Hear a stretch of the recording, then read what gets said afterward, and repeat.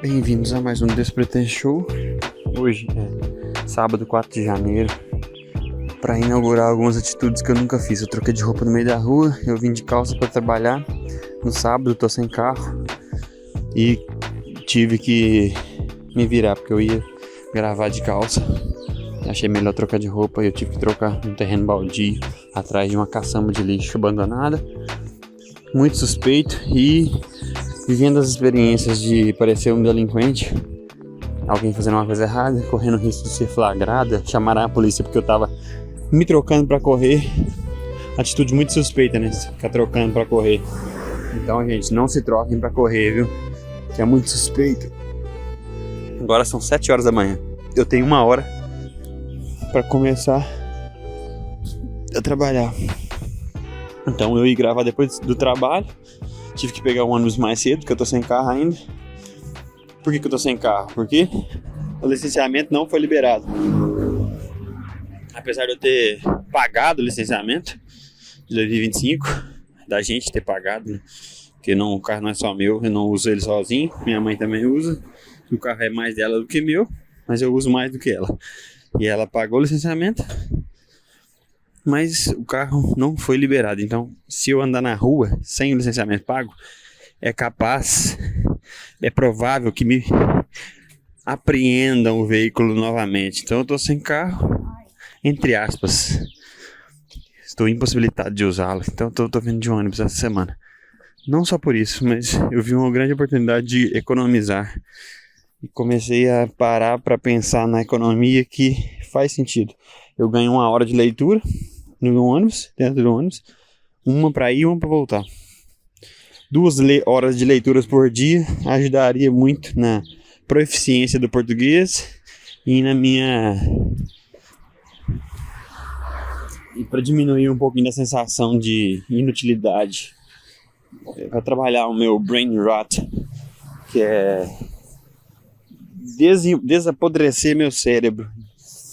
Porque quando eu tô dentro do ônibus lendo, ou quando eu tô com o livro na mão, eu não tô com o celular na mão, consumindo mídias sociais. Mesmo que eu esteja consciente do apodrecimento do meu cérebro, quando eu não tô de ônibus, eu não consigo evitar o apodrecimento do cérebro.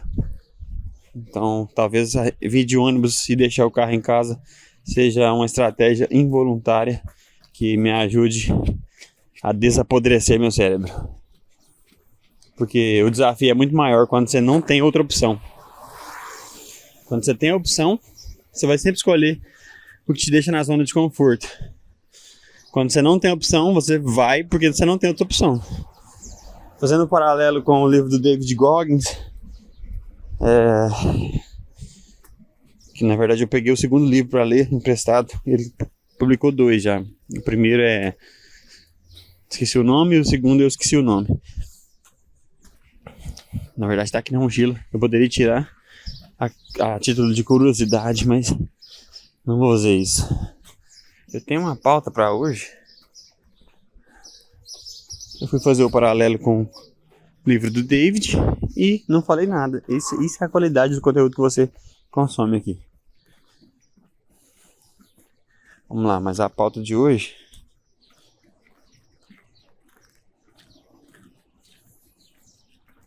é correr para pegar o busão. Por quê?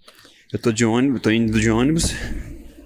Na verdade é 2, as pautas de hoje vão ser 2. Vão ser conversar com o livro na mão dentro do ônibus, porque como eu disse, eu uso o livro como um escudo contra o apodrecimento do meu cérebro.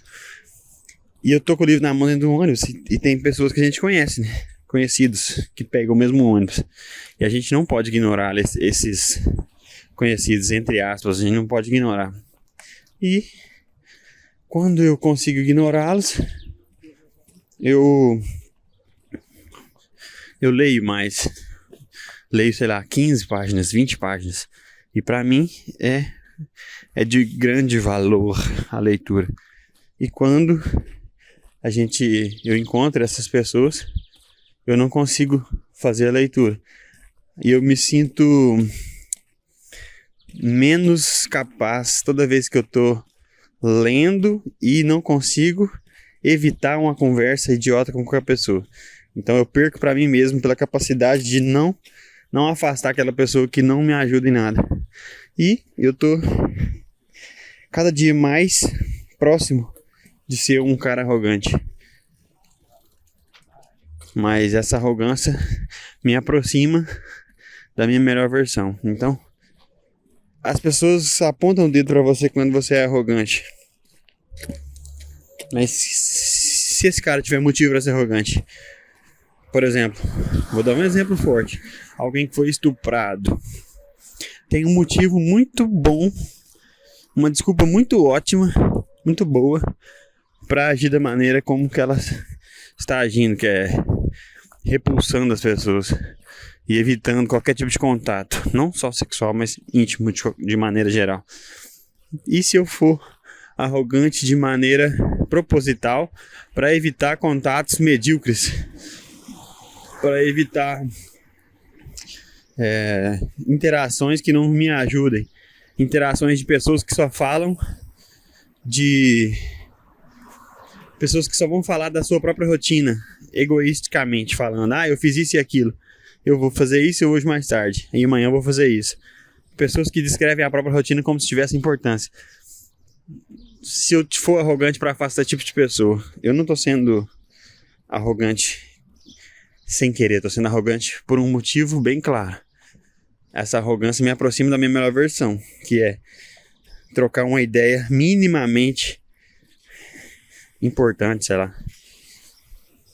E a partir do momento que você evita esse tipo de conexão, você se conecta com o seu eu do futuro, que quer uma coisa melhor, que quer, sei lá. Eu tô relacionando a interação baixa como algo ruim, porque é algo que contribui diretamente para o apodrecimento do cérebro. Essa expressão brain rot, que quer dizer um cérebro inativo, passivo, que consome mídias sociais, que consome jornal sem julgamento, que consome novelas, que está sempre absorvendo conteúdo medíocre e não se dá conta da mediocridade do conteúdo. Então, esse tipo de interação eu acho que contribui para o apodrecimento do cérebro. Então, se eu me afastar desse tipo de interação, vai me levar a uma perspectiva de arrogância. A primeira impressão, óbvio, mas eu acho que essa seletividade pode ser definitiva para me conectar com o meu futuro eu, que é um cara exigente. E você nunca vai saber o que é que está te esperando no futuro se você não mudar essa abordagem. Quando eu decidi fazer essas coisas, eu comecei com medo, com a insegurança. Será que eu deveria mudar? O que as pessoas vão pensar quando eu decidir mudar? Mas a partir do momento que você muda, você percebe. Por que eu demorei tanto para mudar? Por que ninguém me falou antes que a mudança era a única saída? E por que as pessoas não te avisam? Quem muda não avisa as outras pessoas, você tem que mudar. Mas porque cada um encontra a sua hora de mudar. E não é um aviso, o meu, ou o aviso de qualquer pessoa que vai te fazer mudar. E é interessante, porque o brain rot, eu tô julgando esse termo, porque eu não fui atrás para saber. Ou seja, esse conteúdo é medíocre, essa interação é medíocre, e com certeza o meu cérebro está apodrecido, porque eu queria evitar o apodrecimento e usando da forma mais baixa possível e julgando o termo sem conhecê-lo. Nos últimos programas eu fiquei compelido a reagir a esse título que me chamou a atenção.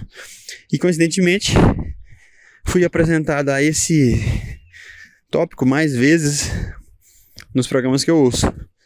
Então eu falei, cara, eu tô no caminho certo. Outra confirmação de que eu tô no caminho certo. E que outras pessoas reagiram comentaram esse termo. Outras pessoas não, as pessoas que eu gosto de consumir repetiram esse termo e eu fiquei orgulhoso. Ah, eu tô no caminho certo. Que eu tô sintonizado com o conteúdo, que é o brain rot. Mas é só um termo que surgiu na mídia para exemplificar ou para dar luz a um problema que é os abobados. Descreve o que acontece com o cérebro de pessoas que não conseguem sair dessa caverna social.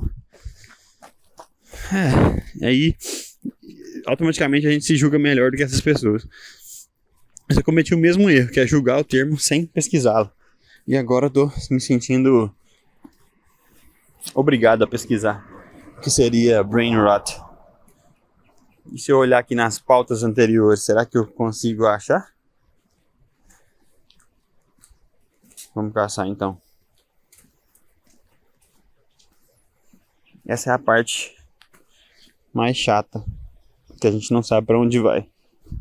Então, não sei o que você está fazendo aqui ainda. Acho que é aqui, ó, privadas. Vou caçar aqui na pesquisa.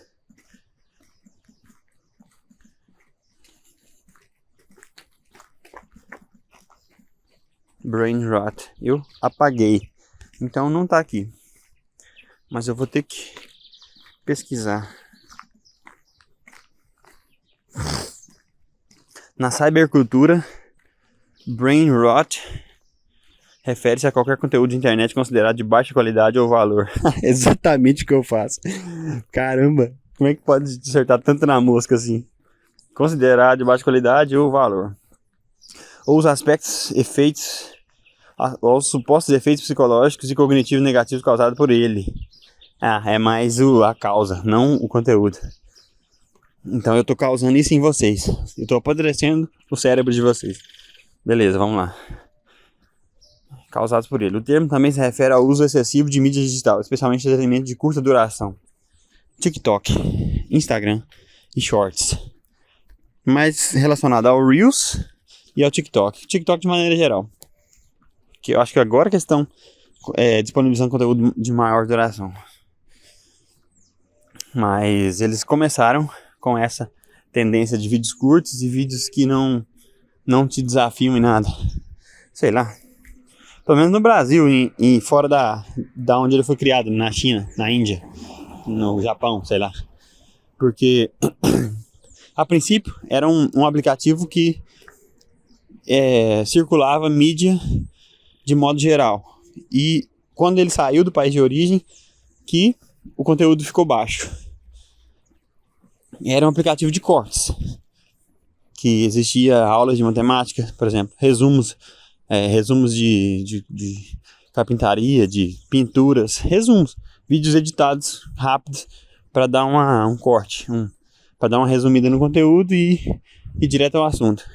No Brasil e fora no mundo inteiro, eu acho que mais no Brasil, virou um aplicativo de musiquinha, de refrão, para viralizar a música, que foi uma ótima estratégia que os artistas usaram para apodrecer o cérebro dos seus fãs.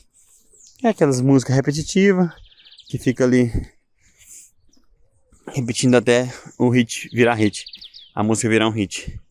O termo se originou nas culturas online da geração G, Alpha e geração Z. Eu falei geração G. Caralho, se meu cérebro não tá apodrecido depois da geração G, eu não sei o que meu cérebro tá. Mas desde então se tornou popular. O termo foi considerado a palavra do ano pela Universidade de Oxford. Mas é a palavra em inglês. Não é a palavra do ano, é brain rot. Será que é uma palavra ou uma expressão? Quem escreveu isso tá com o cérebro podre. Porque pegou uma expressão e falou, essa expressão é a palavra do ano. Sendo que não é uma palavra. Quem escreveu o artigo sobre a palavra do ano não sabe o que é uma palavra. Pronto. É o maior exemplo de brain rot que a gente podia ter. É quem escreveu o artigo no Wikipedia. Voltando. Superando a outra palavra considerada mais forte. Que superando outras palavras. Agora faltou plural. Superando outras palavras consideradas fortes concorrentes. Seu uso moderno é definido pela Oxford University Press como a suposta deteriorização do estado mental e intelectual de uma pessoa, especialmente vista como resultado do consumo excessivo de material. Agora, particularmente conteúdo online, considerando trivial ou pouco desafiador. Essa palavra que define tudo, é desafiador. Se existe um vídeo grande que te desafia a ficar nele até o final, ou seja, chato, ou seja, o que eu tô fazendo aqui, chato o suficiente para te desafiar, fica até o final que eu vou te mostrar uma surpresa. Isso é dos piores ganchos que tem, cara.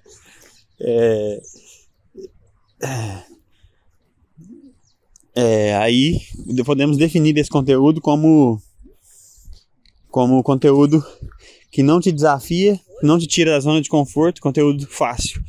Ou conteúdo básico, sei lá, que não se aprofunda em nada, ou que se fala de várias coisas aleatórias e não te leva a lugar nenhum, sei lá, não te faz rir, não te faz piadas inteligentes para seu cérebro ter que pensar na resposta e rir depois de chegar no objetivo.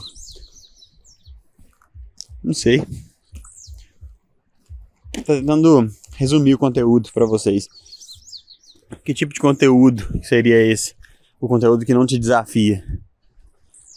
Não sei. Origem e uso. De acordo com a Oxford University Press, o primeiro uso do termo, de que se tem registro, remonta ao livro Walden, publicado no ano de 1854 por Henry David Thoreau. Sei lá, cara. Ele criticava que via um declínio dos padrões de intelectualidade com ideias complexas sendo menos valorizadas. Quando você fala uma ideia complexa, as pessoas que não entendem apontam o dedo falando que você é chato, ao invés de valorizar que você é inteligente por ter tido uma ideia complexa. Isso é muito comum nos brasileiros, que ridicularizam a intelectualidade de certas pessoas por não conseguirem acessar o nível complexo de intelectualidade. E ele critica e comparava isso com a crise da batata na Europa na década de 1840, que era chamada de potato rot, podridão da batata. Em ambientes online, ele foi usado já em 2004. A primeira vez que foi usado foi em 2004. Em 2007, o termo brain rot foi usado pelos usuários do Twitter para descrever programas de jogos de namoro, de jogos digitais e conversas online.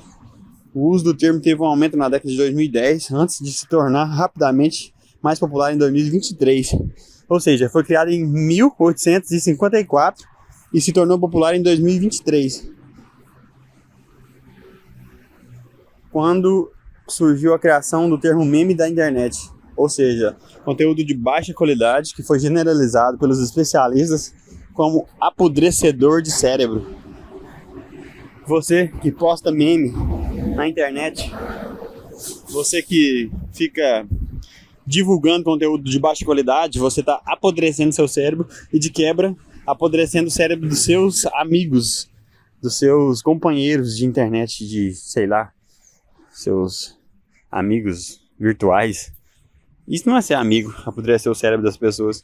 Para com isso, cara. Voltando, se você tem dúvida de que esse conteúdo de memes e de baixa qualidade está apodrecendo seu cérebro, é tanto que você nem tinha noção disso e está prejudicando a vida dos seus amigos.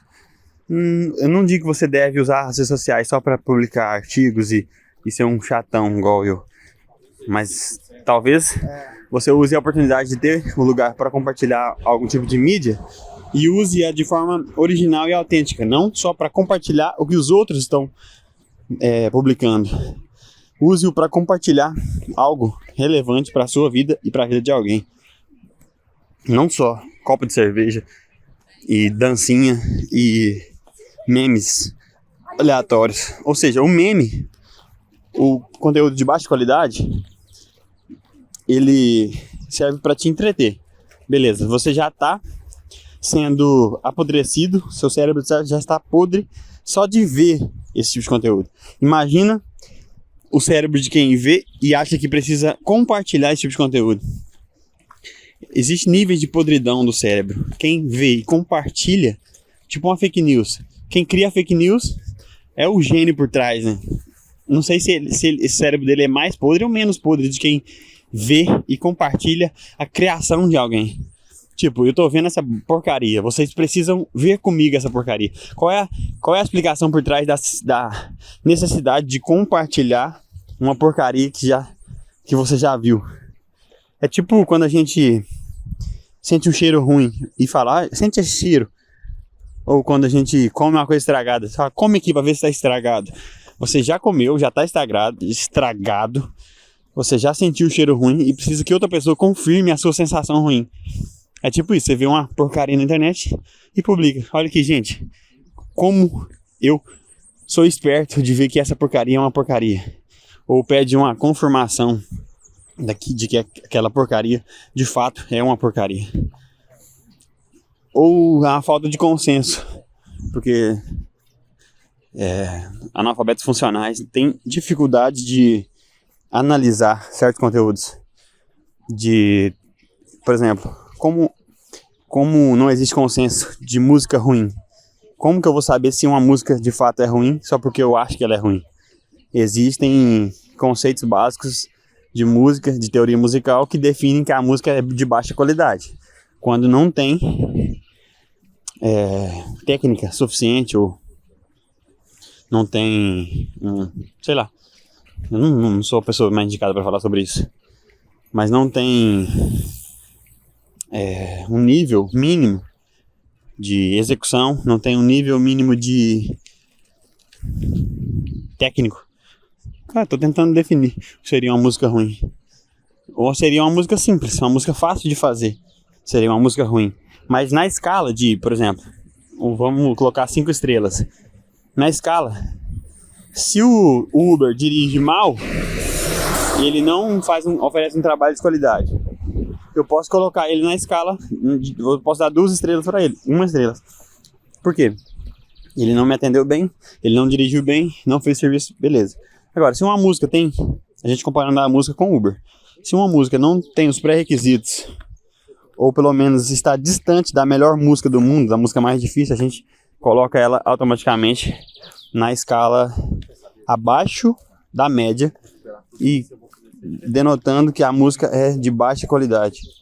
Mas as pessoas julgam, por exemplo, músicas de baixa qualidade, como se eu não pudesse achar que essa música é de baixa qualidade. Na verdade, todas as músicas podem ser julgadas como baixa qualidade. Mas aí o fato é quem está julgando. Se é um músico experiente, se é uma pessoa que trabalha com isso, que ganha sua vida com isso, ou que tem embasamento teórico, usa termos técnicos, que fala que uma música é ruim, beleza, essa música pode ser de fato ruim. Na escala musical de qualidade, ela está abaixo. Ou seja, ruim. Não é uma crítica a quem fez a música. Se a mesma pessoa que fez a música ruim fizer uma música boa, de fato boa, quem está criticando vai falar: a qualidade da música melhorou significativamente. Mas esse é o problema. Essas pessoas que fazem música ruim uma atrás da outra. Tipo eu fazia música ruim. Eu ainda faço música ruim. Música fácil, música que não desafia o ouvido de quem ouve, música que não te leva a lugar nenhum. Que você escuta e termina de escutar e não é tocado, não te leva, não te traz, não te desafia, não te faz nada. Tipo esse conteúdo aqui, não te faz nada. Não te desafia, não te leva numa viagem, não te emociona, não te ajuda, não te atrapalha, é tipo totalmente neutro.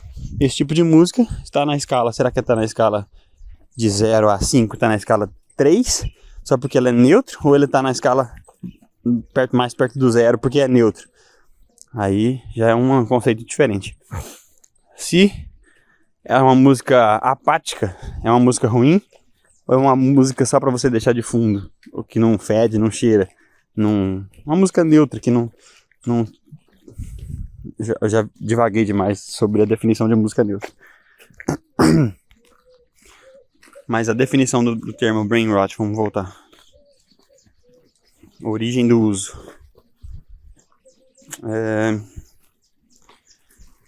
1840, que era chamada de potato rot, podridão da batata. Em ambientes online foi usado em 2004. O termo brain rot foi usado pelos usuários do Twitter para descrever programas de jogos de namoro. Talvez Na época que existiam programas e os programadores inventaram programas novos de namoro, de conversa online, jogos digitais, era uma utilização da mesma tecnologia para, sei lá, a mesma tecnologia, uma tecnologia mais fácil de ser digerida, ao invés daqueles programas complexos. E os programadores que viam essa tendência se tornando realidade, apontavam o dedo para tecnologias mais fáceis de ser digeridas, de ser programadas, chamando essas tecnologias de brain rot. Ou pelo menos a impressão que me deu. Em 2024 é mais frequente utilizado no contexto dos hábitos digitais da geração alfa, por críticos que expressam que esse extrato social está excessivamente imerso na cybercultura. É comumente associado ao vocabulário de um indivíduo que consiste exclusivamente em referências à internet. Agora eu entendi. Lembra que no vídeo eu mencionei pessoas que usam referências de vídeos do TikTok? Vai falar sobre religião. Ah, eu vi num vídeo que o pastor falou isso. Ah, eu vi num vídeo do TikTok que cozinhar... Ou seja, todas as referências dessa pessoa provêm de vídeos do TikTok, vídeos do Instagram, vídeos do YouTube. Essa tendência das pessoas terem uma referência apenas em conteúdos publicados na internet, que diz respeito, na maioria, a vídeos curtos, que resumem conteúdos complexos, ou seja, de fácil absorção e de pouca retenção teórica. Essa é uma tendência que pessoas que estão desenvolvendo brain rot que costumam praticar. Então, de 2023 a 2024, a palavra teve um aumento de 230% em sua frequência por milhão de palavras. Então, sei lá. Caramba, não consigo nem conceber esse número. 200 trilhões, talvez. O termo é frequentemente associado a gírias e tendências populares entre a geração Alpha e Z, como Skibidi, uma referência à série de curtas do YouTube. Skibidi Toilet His, abreviação de carisma. Não entendi nada. Giat, referindo às nádegas. Fanuntex, roubar comida. E Sigma, referindo a um líder ou macho alfa. Essa é a única referência que eu entendo. Se vocês que estão escutando não entenderam nada do que eu falei, vocês estão no caminho certo. Porque quem entende esse tipo de referência, obviamente já está com o cérebro apodrecido. Então, eu entendi Sigma, que é a gíria de um macho alfa ou líder de um bando. Mas existem Reese, Skibidi, Giat, Fanuntex. Talvez sejam referências em inglês, né? Por isso que você não ouviu. A única que foi traduzida ou trazida para o Brasil foi Sigma. Eu tô tentando explicar por que eu não entendi. Porque pelo fato de eu não usá-las, não significa que eu sou bom. Mas por não reconhecê-las, talvez seja pelo uso na língua inglesa. E vocês também não reconhecerem esses termos. No ano de 2024, a senadora millennial australiana Fatima Payman ganhou as manchetes ao fazer um breve pronunciamento para o parlamento do país, em que usava gírias típicas da geração alfa. Ela apresentou o discurso como se estivesse dirigindo a uma parte frequentemente esquecida da nossa sociedade, referindo-se à geração Z e alfa. E falou que faria o restante da sua declaração usando linguagem com a qual eles estão familiarizados. Utilizando-se de gírias, a senadora criticou os planos governamentais para banir o uso de redes sociais por menores de 14 anos, concluiu dizendo que, embora alguns de vocês ainda não possam votar, espero que quando puderem, seja eu... não. Ela não se promoveu.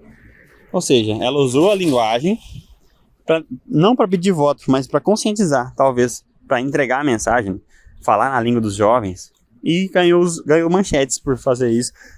Eu acredito que seja uma estratégia inteligente. Imagina se o Lula aparecer falando: "E aí, companheiro, tá ligado, mano?" Ele vai ganhar os jornais no próximo dia e entregar. Aí as pessoas vão querer saber o que o Lula falou na nossa linguagem.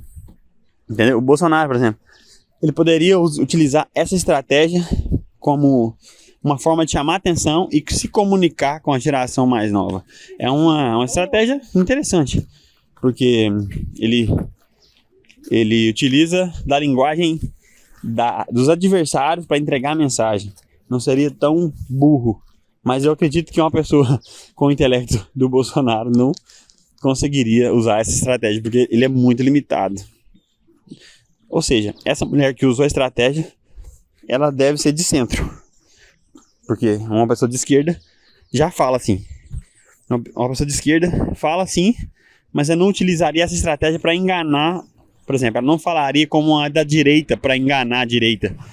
E uma pessoa de esquerda não teria coragem de usar a estratégia da esquerda para enganar a esquerda só para poder ganhar mídia. E eu acho que essa estratégia, por mais que tenha sido inteligente, uma pessoa de direita não teria coragem de se submeter a esse método de falar a linguagem da esquerda só para poder ganhar mídia. Precisa de coragem. Eu confesso que, analisando de fora, né, o Bolsonaro não teria coragem de fazer isso. Vamos voltar. Vou ler isso aqui tudo. Foda-se. Embora alguns de vocês ainda não possam votar, espero que quando puderem seja em uma Austrália mais cavanhaque para um governo com mais auras Kibidi. Meu Deus, não entendi nada. Cavanhaque parece ser mais homem, mais forte. O discurso escrito por um funcionário com 21 anos de idade foi rotulado por alguns como sendo exemplo de brain rot fora do mundo virtual. Aqui só tem referências e notas. Ou seja, a estratégia que eles usaram que a senadora usou foi escrita por um aluno de 21 anos de idade, para tentar chamar a atenção do público menor, ou do público de esquerda, que foi uma estratégia inteligente. Como eu tinha dito, eu estou tentando resumir o que eu já tinha dito antes, talvez repetindo para sumarizar, como é que fala, para fechar, wrap it up. Que bosta. Vamos voltar à história. Chega de ler artigo. Desistir. Pronto. Brain rot. Seu cérebro tá podre, não tem nada que você possa fazer do que continuar passando o dedinho pra cima. Continua passando o dedinho pra cima e não me enche o saco. Faz isso enquanto você tá lavando louça. Eu duvido que você consegue lavar a louça e passar o dedinho pra cima ao mesmo tempo. Ou não me enche o saco também não. Aí o próximo tema, eu anotei para falar sobre a Teacher dos famosos, mas eu preciso do computador para acessar os arquivos enquanto eu tô gravando. Então tô contando meus planos aqui. Eu vou criar uma paródia de vídeos que viralizaram, tipo aquele da mulher perguntando: Do you speak English? Where did you learn your English? Tô tentando desenvolver uma paródia em cima desse vídeo. Só para diversão. Porque eu acho que a pessoa que entrevista não sabe entrevistar. E eu também não sei. Só que ela sempre faz as mesmas perguntas. E pra mim, sou constrangedor toda vez que ela faz a mesma pergunta com o sotaque brasileiro. E ela é professora. E ela tá envergonhando a classe dela. Eu acho engraçado essa noção. Ou a falta da noção. E eu quero fazer uma paródia só pra zoar mesmo. E voltando do assunto que eu tô com o livro na mão e as pessoas não se tocam, que eu quero ler. Eu não tô com o livro na mão pra mostrar o livro pras pessoas como se fosse uma bíblia. Eu não sou um cristão. Eu tô com o livro na mão pra ler. Apenas pra ler. E as pessoas interagem comigo como se eu não tivesse com o livro na mão. Tipo, você tá com o livro? Desculpa, vou deixar você ler. É simples. Eu tô pedindo demais. Inclusive, eu trouxe o livro pra você não interagir comigo.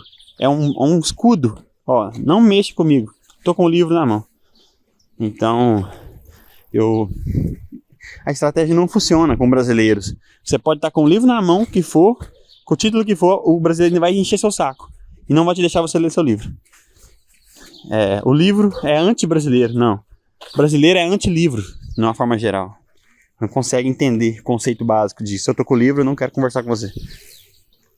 E, voltando, eu saí 5 minutos mais cedo com a missão impossível de não avisar que eu ia sair mais cedo. Porque se eu falar que eu vou sair mais cedo, eu vou ficar com uma nota mental do chefe. E esse cara sai mais cedo. Agora, se eu não avisar, ninguém percebe. Automaticamente, todo o trabalho, todo mundo, por exemplo, na sexta, todo mundo para de trabalhar, sei lá, 5h30 e fica enrolando até 6. É uma norma geral dos brasileiros, parar de trabalhar e ficar enrolando até dar horário. E no meu caso, eu não faço isso, porque eu trabalho por produção. Então, se eu parar, eu vou perder a produção, e é mais fácil eu ter saído às 5h30 e perder a produção, em vez de ficar enrolando até 5h30. Então, não faz sentido para quem ganha por produção. Inclusive, essa estratégia de trabalhar por produção é para evitar esse tipo de comportamento. E ainda assim existe esse tipo de comportamento por pessoas que subvertem a lógica da produção e enrolam, ou seja, se prejudicando da mesma maneira. Prejudicando, sei lá, se enganando da mesma maneira, como se estivesse enganando o chefe, mas está enganando a si mesmo. Brasileiros. Vamos lá. Eu saí 5 minutos mais cedo para não perder o ônibus, porque o ônibus sai às 6 do ponto, teoricamente. Ele atrasa, mas tem dia que não atrasa. Mas o dia que ele atrasa, eu não tô lá. O dia que ele não atrasa, eu tô. Então é sempre assim. Eu sou uma vítima do ônibus. Todo dia que ele não atrasa, eu perco. É assim que funciona. Mas você só vai lembrar de quando você perde. Então, todas as vezes que você não atrasou e não perdeu, você não lembra. Então, é como se fosse exclusivamente você fosse uma vítima. Eu tô zoando esse conceito geral de que toda vez que chove eu tô sem guarda-chuva. Ou toda vez que, sei lá, acontece alguma coisa, eu relaciono a um acontecimento pessoal, porque eu acho que eu sou especial demais. Mas o fato é que eu corri para pegar o ônibus, tentando evitar qualquer um que pedisse ajuda, porque eu sempre paro. Da última vez que eu perdi, foi porque eu parei para ajudar. Aí os minutos que eu parei para ajudar foram cruciais para que eu não conseguisse pegar o ônibus. Então, eu lembro que eu saí mais cedo, tentando evitar qualquer tipo de contato, tentando ignorar qualquer pessoa que chegasse, inclusive o chefe. Aí eu saí, tentei não correr para não demonstrar que eu estava desesperado e andando rápido. Sei lá, como se meu comportamento influenciasse o universo. E se eu não corresse, o ônibus não ia passar rápido. Então, de certa forma, a gente se hipnotiza, não se influencia, sei lá. Eu vou tentar manter a calma, que o universo vai ficar calmo. Ou seja, como se fosse um efeito borboleta. Se eu corresse para desesperar, se eu corresse desesperado, o ônibus ia acelerar. Ou influenciar o mundo ao meu redor de alguma maneira. E é engraçado pensar nisso. Tentei não me desesperar e saí correndo. Eu saí com uma ideia na cabeça dúbia, porque eu não sabia se realmente, se eu corresse, ia influenciar o universo. Então eu saí meio que acelerado, andando, fazendo tipo uma marcha atlética, correndo devagar, andando rápido. Ou seja, eu não tô enganando, eu tô tentando enganar o universo, que eu tô andando ainda, não tô correndo, então o ônibus não tá acelerado. Mas ainda assim eu tô andando rápido, mais rápido do que se eu estivesse só andando. Então eu tava tentando enganar o universo para não acelerar o passo do ônibus. Mas adivinha, eu fui andando, querendo correr, vi um ônibus passando, achei que era o meu. Depois, aí dessa partir daí eu já corri. Falei, não posso dar a chance do universo de perder, entendeu? Eu tenho que correr. Porque de alguma maneira eu vou enganar o universo agora, eu posso correr. A partir do momento que eu tive a clara percepção de que a possibilidade de perder o ônibus é real. Que eu já tô atrasado, porque eu enrolei, não corri. Aí eu já perdi toda a batalha contra o universo. Aí, corri. A hora que eu corri, faltando um quarteirão pra chegar no ponto, o ônibus passou. Aí eu pensei, eu vou ter que correr. peguei um atalho por baixo da rua e corri durante 3 quarteirões até chegar no outro ponto. 3 ou 4 quarteirões. E eu não queria acreditar que o ônibus ia parar. Eu só falei, eu vou correr. A partir daí, eu me desliguei da possibilidade de pegar o ônibus e tava praticando corrida. Apenas praticando corrida. Eu coloquei na minha cabeça. Se eu correr, ao que eu chegar lá, eu vou ter corrido. Não vou ter pegado o ônibus ou perdido o ônibus. Tentei colocar, assumir o estado de corredor, em vez de o estado de alguém que está lutando ou, sei lá, tentando controlar o universo, igual eu estava tentando antes. Eu abandonei o estado mental de correr para pegar o ônibus e comecei a adotar o estado mental de estou correndo. Se eu pegar o ônibus, não é sorte nem azar. Foi apenas que deu tempo. E esse desprendimento da realidade, entre aspas, sei lá, me fez pegar o ônibus. Talvez é isso que as pessoas explicam de força da atração, sei lá. Alguma coisa parecida que eu nem consigo me aprofundar. Mas o ônibus, de alguma maneira, atrasou e eu corri 4 quarteirões e peguei. Então, foi engraçado. Porque, justamente, a partir do momento que eu abandonei a possibilidade de pegar um ônibus ou de precisar do ônibus, ele atrasou, sei lá, e me fez... Aí o que aconteceu? Eu tava passando os 3 quarteirões, no último quarteirão eu vi ele passando, eu tava quase desistindo, eu vi ele passando, e falei, não custa nada eu correr pra tentar pegar pela última vez. Aí eu corri pela última vez, o último, sei lá, grito de misericórdia, tem uma palavra, uma frase famosa que eu nem sei o que é. Aí eu corri e consegui pegar. Consegui chegar a tempo. Na verdade, eu estava correndo ao lado do ônibus enquanto ele estava chegando próximo do ponto. Aí eu fiz sinal pro motorista, tipo de respeito. Não foi nenhum sinal de para. Só que ele viu que eu estava correndo e percebeu no sinal de respeito que eu fiz que eu precisava pegar o ônibus. Então, eu não fiz sinal pro ônibus. O motorista entendeu que aquele cara correndo precisava pegar o ônibus. E ele só fez assim com a cabeça e parou. Foi engraçado, foi uma conexão que eu tive com o motorista. Uma conexão inexplicável. Eu ia gravar durante 1 hora, mas eu dei a volta na pista, voltei. Inclusive tô passando perto de onde que eu tava correndo pra pegar o ônibus. Que é a mesma rotinha aqui. Mesmo trajeto, quase. E tô indo em direção ao trabalho. Tipo, quando eu faço atividades como eu fiz hoje, eu acredito que eu consiga trabalhar, né? Quando eu tava acordando cedo pra traduzir, e ficava ali 1 hora traduzindo, antes de me direcionar ao trabalho. 1 hora de trabalho, antes de chegar no trabalho. Isso é produtividade. Eu acreditei em mim mesmo, porque eu nunca fiz isso antes. E agora eu sou capaz de fazer. E eu comecei a acreditar que é possível as coisas. Tipo, se eu quiser trabalhar, se eu tivesse um estúdio em casa, eu conseguiria fazer isso. Mas é preciso uma dedicação diferente, né? Uma motivação diferente. Inclusive eu já tô com fome. Vou ter que passar em algum lugar pra comer alguma coisa. Ou apenas comer as maçãs que eu trouxe. Agora eu já não sei. Mas eu tô com muita fome. Aí eu acordei hoje, foi às 4h40. Olha, era pra me vitimizar falar que eu acordei às 4h40. Mas esse é só um exemplo claro de que eu consigo fazer tudo que eu quiser fazer. Se eu quiser acordar mais cedo, se eu quiser ficar até mais tarde trabalhando, se eu quiser me dedicar, eu consigo. Então, é uma ótima desculpa. É um ótimo exemplo pra parar de dar desculpa, inclusive. Por exemplo, eu esqueci o gravador em casa. Pensei, não vou gravar. Cheguei aqui, eu lá ia em direção ao trabalho e pensei, não, eu consigo gravar de calça e com a roupa do trabalho. Eu vim de roupa já. Aí eu vi um lote abandonado, posso trocar de roupa ali. Porque agora eu tenho coragem. Eu gravei todos esses episódios que me levaram até agora para tomar essa decisão assertiva de poder ser flagrado trocando de roupa em lugar público e não ligar e viver a experiência de ser preso. E foda-se. Viver a experiência de ser de ser o que for, independente do que seja.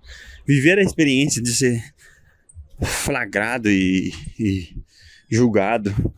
E é para isso que eu tô gravando, para quando eu precisar viver certas experiências, não sofrer com o julgamento. E ficar confortável com o fato de que eu também julgo todo mundo. A diferença entre mim e vocês é que eu gravo o julgamento e falo sobre ele. E admito minha vulnerabilidade. Depois que eu li o livro da Brené Brown, eu aprendi muito sobre ficar confortável na minha própria pele.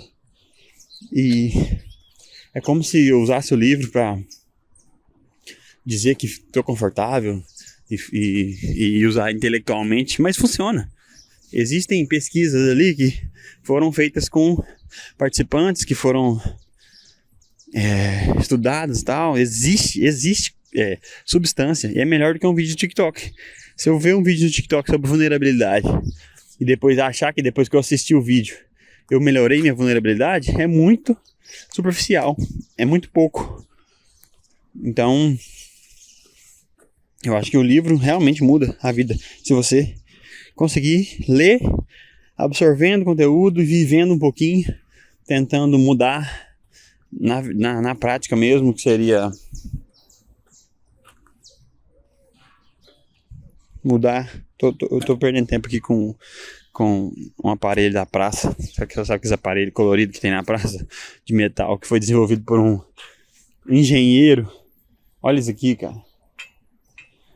Um engenheiro desenvolveu essa porcaria. É muito engraçado. Existem muitos jeitos práticos de fazer exercício em casa, sentado, na praça mesmo, aos bancos da praça. Mas não é como esses aparelhos estão postados, sei lá, estão... Não sei a palavra. Não é dessa maneira, a melhor maneira. Então... Agora já tô voltando, acabei de passar na praça onde que eu mexi com os aparelhos. Não sei onde minha pauta parou, mas... Vou voltar. Corri pra pegar o busão, daquela corridinha. Por que eu tava meio estressado? Porque eu mexi na máquina de tipografia estragada, velha, que não dá lucro. E meu patrão não sabe disso. E todo mundo que não tem coragem de falar pro patrão que não dá lucro, tem que jogar essa coisa fora e comprar uma nova, pra gente parar de perder tempo. Só que eu dominei essa máquina, mas não tem como colocar acento. A gente tem que colocar o acento das palavras separado. O que é tipografia? É impressão em baixo relevo, ou seja, ferro quente deixa uma marca no tecido que imita couro. E aí, de repente, os vendedores não sabem qual tecido é o melhor para vender. Eles vendem os álbuns com tecidos que não é possível fazer essa impressão. E quando a gente vai fazer num tecido que não aceita a impressão muito bem, que é um tecido que não é sintético, é um tecido de espuma, de algodão, que não funciona. Só que quem vende não conversa com quem faz. Quem é técnico, igual eu, que aplica o efeito na prática, que sabe o que está fazendo. Quem vende se formou em marketing, mas não sabe porra nenhuma de nada. Só sabe enganar o comprador, o cliente, para ele comprar mais. E dá desconto sem pedir o chefe e engana todo mundo. Inclusive esse cara tava na fábrica onde eu trabalho. E eu cumprimentei ele, perguntei como é que é o nome dele, depois ele falou que é gerente de vendas. Aí eu falei, então é você que vende essas porcaria que eu tô falando há muito tempo. Você que é o cara. Por que eu tô falando isso aqui, inclusive, e correndo risco de alguém escutar da empresa? Porque eu tô de saco cheio dessa bosta. E eu queria que alguém ouvisse para corrigir os defeitos, não apenas para me sair. Porque cada dia que passa, eles despedem mais pessoas. E eu fico sobrecarregado. Um pouco mais do que eu já estava sobrecarregado. Por exemplo, essa tipografia, agora que eles despediram meu colega, só eu que faço. Ou seja, eu peguei 3 tipografias para fazer. Eu poderia ter pegado uma e ele ter pegado 2. Mas ficaram as 3 para mim. E agora eu sou obrigado a fazer todo o trabalho mais difícil. Porque ninguém sabe fazer as capas que levam mais tempo, que são mais sofisticadas. E agora eu vou ter que pegar todas, inclusive, tem que ensinar um novato. E quando tiver volume de álbum, eu vou dividir com a pessoa que ajuda, entendeu? Como é que tá a minha situação? Em vez de eu ficar com o serviço pra mim e poder lucrar com a produção, eu vou ficar sobrecarregado mais ainda, porque eu tenho que subir desse tecido, eu tenho que fazer tudo sozinho, tenho que prever os defeitos, eu tenho que fazer tudo sozinho. E antigamente eu tinha que dividir essas responsabilidades. Agora eu vou ter que fazer tudo sozinho. Eu tô muito feliz de poder fazer tudo sozinho e ganhar menos por isso. Eu tô ensaiando esse discurso para poder falar com o chefe e ou me despedir ou não é me despedir, pedir demissão, né? Sei lá, tomar coragem para poder falar. Eu tô me aproximando e cada vez que eu me aproximo eu sinto mais vontade de falar a verdade. Aí vamos voltar ao ônibus. Era o dia de tirar o lixo, cada um tira o seu, mas ninguém tira o seu. Aí eles avisam, hoje é dia de tirar o lixo, não esquece não, galera. Essa pessoa que tá falando, não tira o lixo. E eu criei um lixo orgânico pra gente parar de jogar lixo no chão. Criei o lixo orgânico e a pessoa que comanda jogou o lixo orgânico fora, porque não tinha sacola, mas era um protótipo. Tô tentando falar tudo antes de chegar, mas me perdi, porque eu acabei de ver essa pessoa. E é engraçado que eu nunca gravei tão perto, falando mal das pessoas, me aproximando tanto. Mas aí quando eu cheguei no quarteirão, antes do ponto, eu pensei, corro ou não corro? Aí eu corri. Não para pegar um ônibus, para correr atrás do próximo ponto. Quando eu tive a noção de correr atrás do próximo ponto, que eu teria que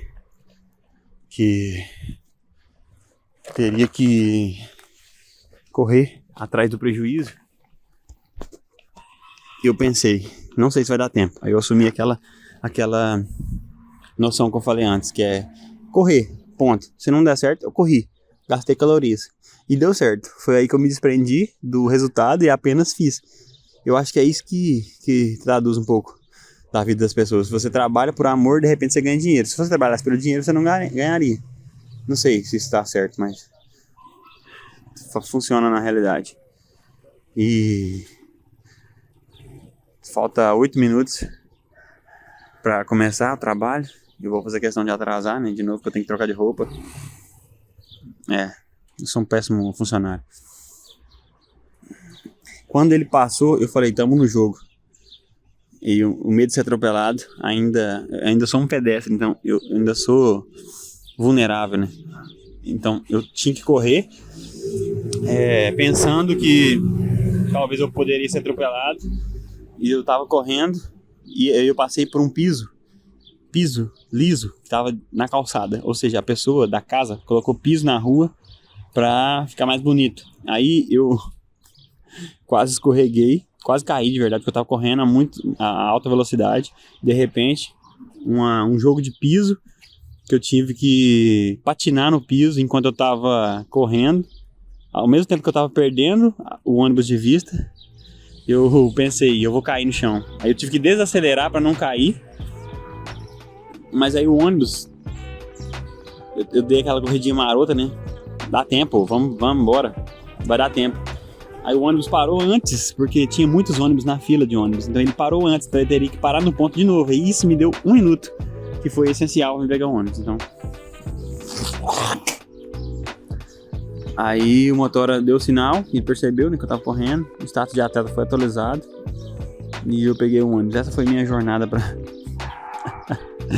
pegar o ônibus. Eu queria contar de uma maneira mais emocionante, mas eu resolvi gravar isso aqui antes, não depois. Eu ganhei, sei lá, 1 hora. Talvez eu grave depois também sobre minha outra pauta. Mas talvez eu grave, em vez de caminhar, eu grave parado em uma dessas praças. E esse foi o episódio de hoje. Espero que vocês tenham se entretido. Bom demais? Bom dia. queria parar de falar e só desligar, porque não faz diferença. Se eu falar curtam, compartilhem, vocês não vão obedecer, então não faz diferença. Eu tenho que fazer isso aqui da mesma maneira que eu faço qualquer coisa, bem feito. E se o resultado for vir, vai vir independente do desejo que você colocar, né? Mas é a intenção na hora de fazer. Você faz com qualidade, você faz com autenticidade, ou não, você faz por fazer. Então eu acho que é isso.